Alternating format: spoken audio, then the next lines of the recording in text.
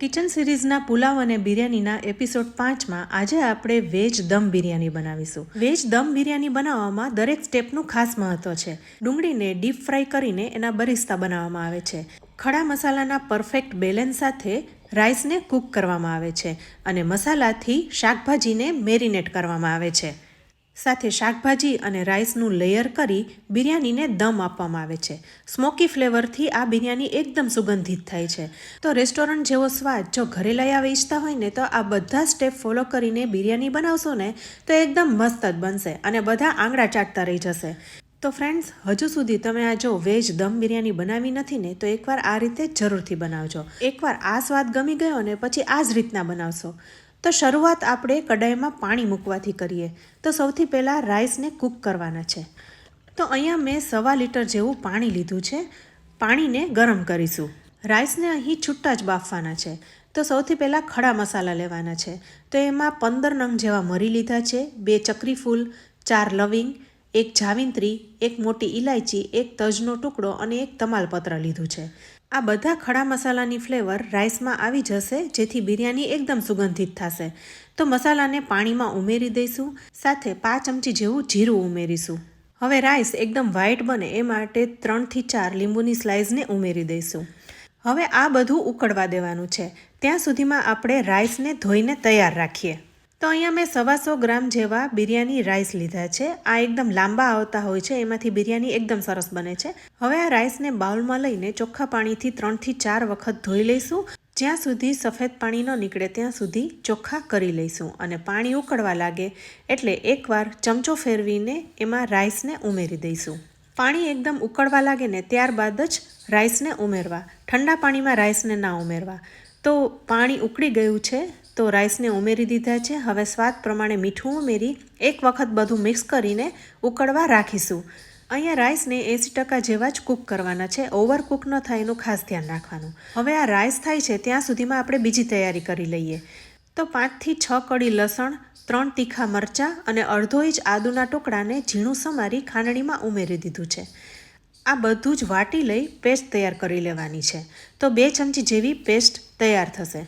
આજે આપણે વેજ બિરયાની બનાવવાની છે તો એના માટે શાકભાજી લઈશું.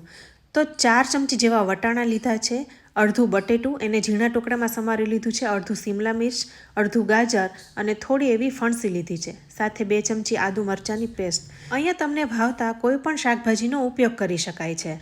હવે આ બધા જ શાકભાજીમાં ફ્લેવર સરસ આવે એ માટે મેરિનેટ કરવાના છે. તો સૌથી પહેલાં એક બાઉલમાં બટેટા, ગાજર, સિમલા મિર્ચ, ફણસી અને વટાણાને ઉમેરી દઈશું.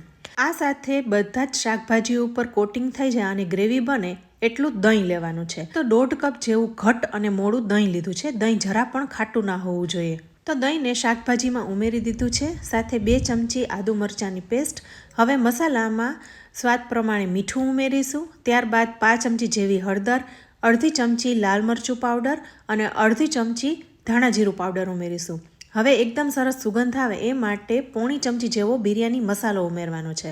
અને 4 થી 5 ફુદીનાના પાનને પણ ઝીણા ટુકડા કરીને ઉમેરી દઈશું. કોથમરી પણ ઉમેરીશું, એનાથી એકદમ સરસ સુગંધ આવશે. સાથે 1 ચમચી જેવું તેલ ઉમેરીશું.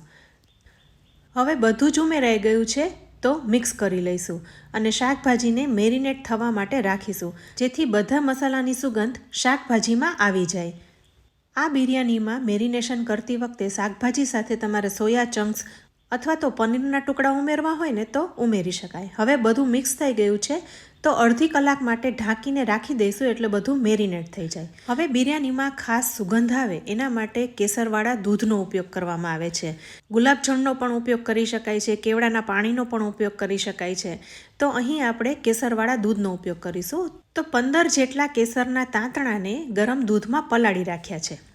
હવે આટલી તૈયારી કર્યા પછી રાઈસ છે એ સરસ રીતના કૂક થઈ ગયા છે. 80% જેવા જ કૂક કરવાના છે. ઓવર કૂક ન થાય એનું ખાસ ધ્યાન રાખવાનું છે. તો તમે અહીં જોઈ શકો છો ચોખાનો એક એક દાણો એકદમ લાંબો થઈ ગયો છે. સાથે બધા ખડા મસાલાની સુગંધ એકદમ સરસ આવી રહી છે. તો હવે ગેસને બંધ કરી દઈશું અને આ રાઈસને ઓસાવી લઈશું. તો કાણાવાળો વાટકો તૈયાર રાખ્યો છે. વાટકા નીચે બાઉલ રાખ્યો છે જેમાં બધું પાણી નીતરી જશે. હવે આ રાઈસમાં જેટલા ખડા મસાલા દેખાય છે એને તમે કાઢી શકો છો. તો હું તમાલપત્ર અને બધી લીંબુની સ્લાઇસને કાઢી લઈશ. ચકરી ફૂલ કાઢવા હોય તો એ પણ કાઢી શકાય, કારણ કે બધાની ફ્લેવર રાઈસમાં આવી ગઈ છે.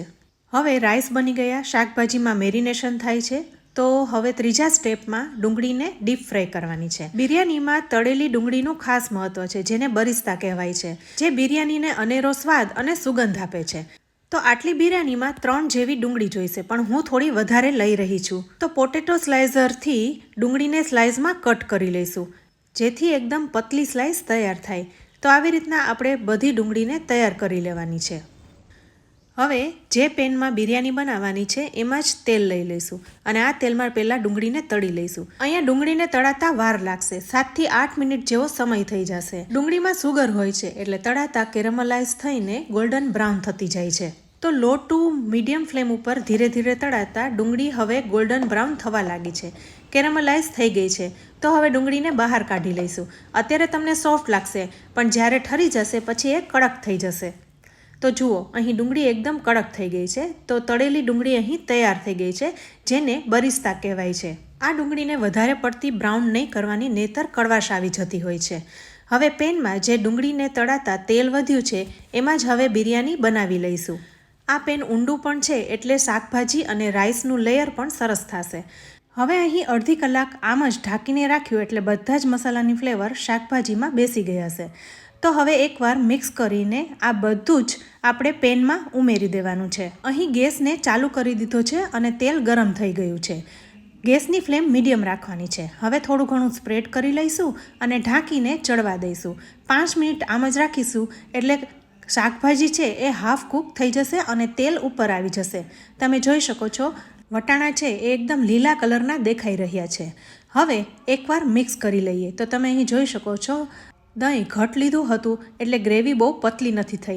પણ જો તમને એવું લાગે કે પાણી વધારે છે તો થોડો એવો ચણાનો લોટ કે બેસન ઉમેરીને મિક્સ કરી દેવો, જેથી ગ્રેવી ઘટ બને. બહુ વધારે ન ઉમેરવો, એકાદ નાની ચમચી જેવો ઉમેરી મિક્સ કરવો. હવે આપણે લેયર કરવાનું છે, તો ટમેટાની સ્લાઇસને ગ્રેવી ઉપર ગોઠવી દઈશું. ત્યારબાદ તળેલી ડુંગળી ઉમેરીશું, જેની ફ્લેવર એકદમ સરસ આવશે. એટલે વચ્ચે આ બધું રાખીને ઉપર ભાતનું લેયર કરવાનું છે. તો અહીં તમને જેટલી ભાવે એટલી ઉમેરી શકો છો. હવે થોડા ફુદીનાના પાન અને કોથમીરી ઉમેરીશું. આ બધું મિક્સ કર્યા વગર જ આપણે ઉપર રાઈસનું લેયર કરીશું. તો ખડા મસાલા મેં લગભગ બધા કાઢી લીધા છે. તજનો ટુકડો છે એ પણ હું કાઢી લઈશ. હવે ફરી એક જ સરખું ભાતનું લેયર કરીને ઉપર થોડા ફુદીનાના પાન અને કોથમરી છાંટીશું. ભાતમાં ખડા મસાલાની સુગંધ તો એકદમ સરસ આવી જ રહી છે, પરંતુ ફરી તળેલી ડુંગળી ઉમેરીશું અને 1 ચમચી જેવું ઘી ઉમેરીશું. બિરયાનીમાં હંમેશા કેસરવાળું દૂધ, કેવડાનું પાણી અથવા તો ગુલાબજળ ઉમેરાતું હોય છે. એનાથી બિરયાનીમાં એકદમ સરસ સુગંધ આવતી હોય છે. તો છેલ્લે 2 થી 3 ચમચી જેવું કેસરવાળું દૂધ ઉમેરી બિરયાનીને ઢાંકીને 12 થી 15 મિનિટ રાખીશું. હવે આ બિરયાનીના પેનને તવી ઉપર ગોઠવવાનું છે.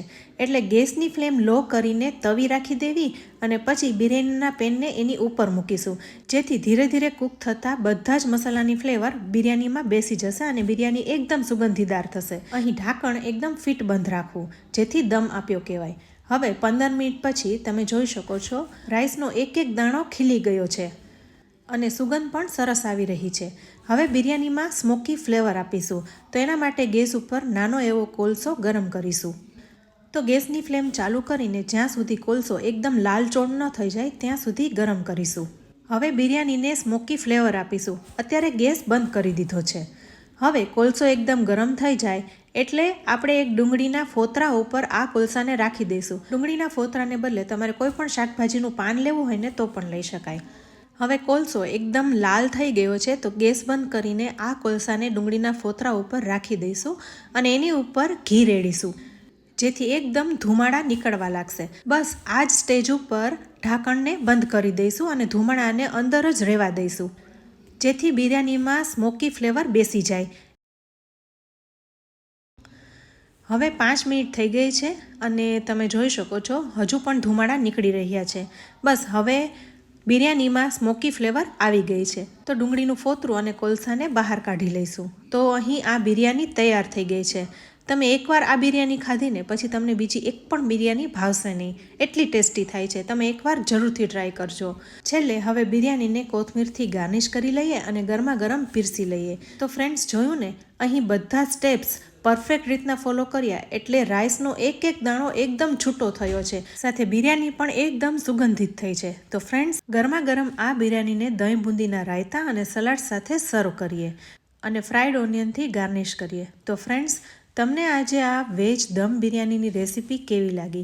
તમે પણ આ રીતના બનાવજો અને તમારો ફીડબેક અમને કમેન્ટ બોક્સમાં જરૂરથી આપજો.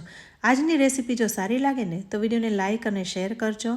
અમારી ચેનલને સબસ્ક્રાઈબ કરી લેજો અને અમારા ફેસબુક પેજ અને ઇન્સ્ટાગ્રામ પેજને લાઇક કરી ફોલો કરી લેજો. તો ફરી મળીશું આવી એક ઉપયોગી રેસીપી સાથે. ત્યાં સુધી આવજો.